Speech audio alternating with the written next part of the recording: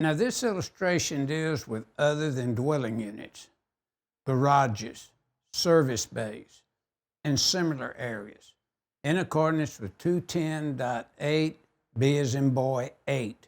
As previously stated, 210.8A is dwelling units. 210.8B is commercial and industrial locations.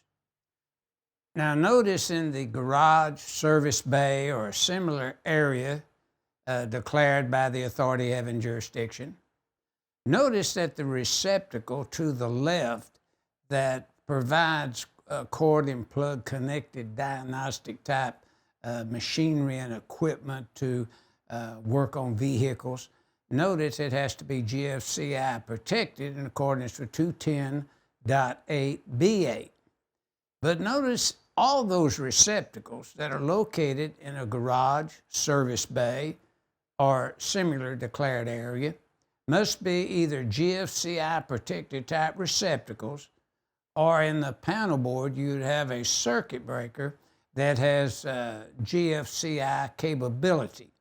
Now notice this is a garage or service bay, and notice the note says electrical discharge equipment, electrical tools, portable lighting shall be provided with GFCI protection in accordance with 210.8 B as in boy 8.